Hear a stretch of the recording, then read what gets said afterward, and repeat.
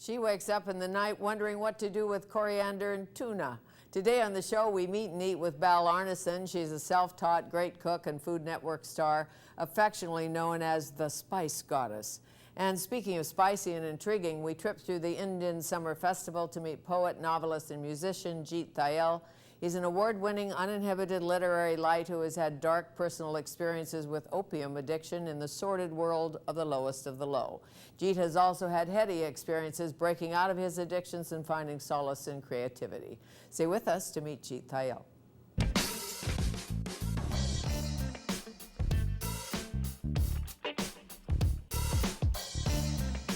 It's good to be here with you today and with complex creative poet, songwriter, performer, journalist, Jeet Thayil. He is a master at writing about the pleasures and pains of drugs and alcohol, sex and death, and he has lived some of it. Thayil has been writing poetry since he was young, which I suspect has helped him work through and understand his own pain and feelings. He's the first Indian winner of the South Asian Literature Prize. He was shortlisted for the Man Booker when he wrote his novel Necropolis. A bit of a woozy tale of opiate addiction in Bombay, familiar territory to him. Yes. Yes. I'm happy enough to say. Where were you born? I was born in Kerala, which is the southernmost state of India, but I've never lived there. At that time, I think Indian parents had the very strange practice of returning to the woman's maternal home to have a baby. I have no idea why, but you know, that's how it was done. Do they still today? I think some places they still do. Interesting. Some inexplicable reason. And your father was a writer? He's still a writer. He's still a writer. Journalist, always a writer. Always a writer. Mm-hmm. And a writer of books and a journalist. When did you know you wanted to write, to compose, to make a poem? When I read Baudelaire at 14. Really? Yeah. Were you in some kind of fancy school reading Baudelaire? I had an uncle who was obsessed by Baudelaire, and just, you know, it was a kind of a contagious obsession, I guess. It just seeped into me, and that was that. For better or worse, you know. Yes. Do you have your first poem? I'm very glad to say I destroyed it, and this was before the days of, you know, digital work, so there's no way to re-find it. Can't find it. Yeah, it's not going to follow me to the grave. First time you wrote a poem when you thought yourself, this is pretty good. I know how to do this now. This is who I am. This is well written. It took 20 years. Really? Yeah. And during those 20 years, you had a few missteps. More than a few. According to legend. I think I might have had a few of the opposite of missteps, but the rest of them were all missteps. First one, descent into drugs. Yeah, about the same time I started to write, actually.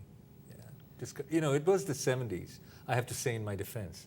It was the mid-70s, and the creative arts, music, poetry, art, visual art, drugs, fashion, sexuality, all these things were kind of tied in, and all of these things exploded at the same time. And you know, it was a very exciting, heady period, which of course eventually, very quickly in fact, devolved into madness and murder. Yes. Yeah. And some people were simply smoking pot. Yeah. Others, even a Kennedy or two, heroin. Yeah. You, opium. Opium at first and then into heroin. Take me into an opium den. Well, the thing which you do in Necropolis. Yes. Visually arresting. Very seductive in every way. You know, it's all conducted at floor level. So there are no chairs or couches. It's all on the floor, and it's very clean, and lit by oil lamps with the smell, and it's a kind of a sickly sweet smell, the smell of opium, in the air, and people talk in whispers. You get the sense that you're in a kind of a strange church, you know, and that the people in this church are engaged in a strange kind of prayer. And so seductive comes to mind. Absolutely. How does it make you feel? Better than any other thing on earth. So smarter? Not smarter, certainly dumber. Sure, But, you know, you may being- feel smarter. Cocaine makes you dumber, but it can make makes you feel smarter. Yeah, but the opiates don't do that. They make you feel dumber as well. And there's a kind of happiness Blissful. in that. Yeah, there is a happiness in that kind of bliss. you And know. how It's addictive? incredibly addictive, to the extent where if you were to do it consecutively for about 4 or 5 days and you were to stop, you would instantly feel uncomfortable and you wouldn't feel very good. And and the worst thing about that kind of sickness, the opiate sickness, is you know how quickly relief can be had, you know, With money. with not even that much money.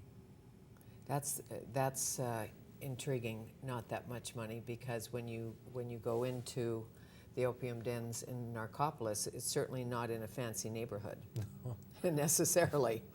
What is this about, Necropolis? It's about a group of people centered in an opium den in Bombay over 30 years, with a 50-page digression in China that encapsulates a sort of a history of China during the Cultural Revolution through the story of a family. And it's the backstory of one of the characters in Shuklaji Street, which is a street in Bombay's red light district where all the opium dens were located. There were about 30 to 40 opium dens located on that one street. And it's not a very long street at one time.